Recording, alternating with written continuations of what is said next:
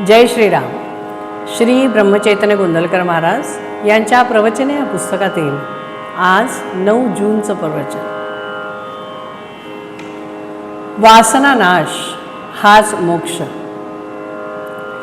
पुष्कळदा भक्ती म्हणजे किंवा परमार्थ कशाला म्हणतात, पुष्कळदा भक्ती म्हणजे काय किंवा परमार्थ कशाला म्हणतात हेच आपल्याला कळत नाही.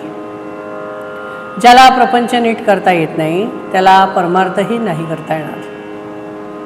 प्रपंचाला कंटाळून भक्ती नाही येणार. कंटाळा प्रपंचाचा येण्यापेक्षा विषयांचा आला पाहिजे. मला सुख व्हावे या प्रत्येक जीवाचा मुख्य हेतू असतो. मोक्ष म्हणजे निरतिशय सुखाचा अनुभव होय. जिवंतपणी मिळालेले आत्यंतिक सुखाची स्थिती अशी मोक्षाची व्याख्या करता येईल. खरोखर भगवंताजवळ काय कमी आहे? आपले मन त्याला द्यावे आणि त्याची श्रद्धायुक्त भक्ती करावी. काळजी करणे म्हणजे भगवंतावर भरोसा नसणे असे होय. प्रारब्धावर देह टाकणे ही खरी संन्यास वृत्ती होय. वासना न ठेवता आपल्या हातून कर्मच होत नाही, त्याला काय करावे? माझे समाधान माझ्याजवळ असताना दुसरीकडे ते मिळेल असे आपल्याला वाटते, हेच आपलं चुकतं. हवे पण संपले नाही तोपर्यंत समाधान नाही. हव्यास मरेपर्यंत सुटतच नाही. हे सर्व रोगांचे मूळ आहे. आणि म्हणूनच ज्याची वासना नाहीशी झाली तो मोक्षत्वाला गेला खरा. आशेची निराशा झाली नाही तोपर्यंत भगवंताचा दास नाही होता येणार. आशा जेव्हा मनात उठेल तेव्हा ती भगवंताला अर्पण करावी. प्रत्येकाला वाटते मी श्रीमंत व्हावे, पण किती जण तसे होतात? म्हणजे मग ही निराशाच नाही का? प्रपंच खरोखरीच नाटकासारखा आहे. नाटकामध्ये एखादा मनुष्य राजा झाला काय किंवा भिकारी झाला काय, प्रत्यक्ष जगामध्ये त्याला किंमत नाही. उलट भिकाऱ्याचे काम करणाऱ्याने जर ते उत्तम केले तर लोक त्याचे कौतुक करतात. तसे प्रपंचामध्ये कोणी श्रीमंत असला काय किंवा कोणी गरीब असला काय याला महत्त्व नसून त्याने भगवंताचे अनुसंधान किती ठेवले याला खरे महत्त्व आहे. आपण पैसा साठवला तर गैर नाही, पण त्याचा आधार न वाटावा. अनुसंधानाच्या आड त्याला येऊ देऊ नये. विषयावर जोपर्यंत तुमचे सुख अवलंबून आहे तोपर्यंत भक्तीचे खरे सुख तुम्हाला मिळणार नाही. एक भगवंतच मनापासून हवा आहे असे वाटले म्हणजे तो प्राप्त होतो. मी करतो असे कधीच म्हणू नये. मी आपल्या तपश्चर्येने भगवंताला पाहीन असे जो म्हणतो त्याला भगवंताचे दर्शन होणे कठीणच आहे.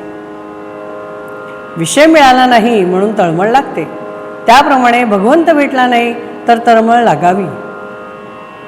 आजच्या आपल्या स्थितीत आपल्याला काय करता येणं शक्य आहे हे प्रथम पहावे. परमार्थ समजून जो त्याचे आचरण करेल त्याला तो लवकर साधेल. ज्या माणसाला प्रपंच सोडून जाण्याचे कारण उरणार नाही,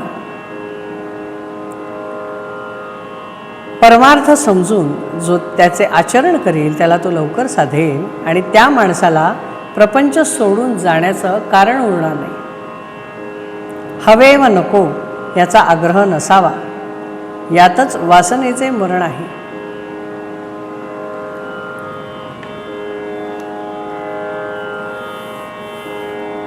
बहुत बार हम लोग इस दुविधा में रहते हैं कि भक्ति मतलब क्या, परमार्थ मतलब क्या, और उसके लिए हमारा संसार छोड़ देना चाहिए तभी हम लोग भक्ति कर सकते हैं.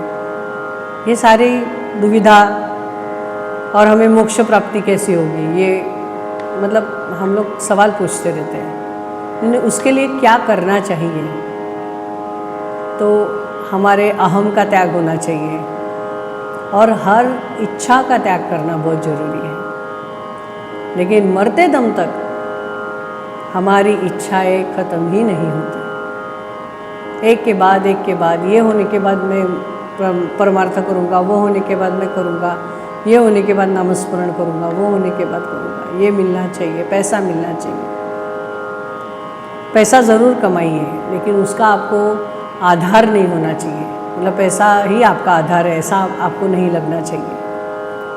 ये हमारा जीवन एक ड्रामा है। यहाँ पे कौन अमीर है कौन गरीब है ये ज़रूरी नहीं है, कौन अपना किरदार कितने अच्छी तरह से निभा रहा है ये जानना ज़रूरी है। अगर आप कोई नाटक देख रहे हैं और उसमें एक राजा है और एक भिखारी है, अगर भिखारी ने अपना काम बहुत अच्छा किया तो सभी लोग भिखारी की तारीफ करेंगे, राजा की नहीं। तो इसी तरह आप क्या कर्म कर रहे हैं उसी प्रकार आपको भगवत प्राप्ति होगी कि नहीं ये तय होता है। और भगवत प्राप्ति यही लक्ष्य होना चाहिए, इसीलिए हमें इंसान का जन्म मिला है। तो आखिरी बात वही है, नामस्मरण कीजिए, खुश रहिए। जय श्री राम। श्री राम जय राम जय जय राम। श्री राम जय राम जय जय राम। श्री राम जय राम जय जय राम। श्री राम जय राम जय जय राम।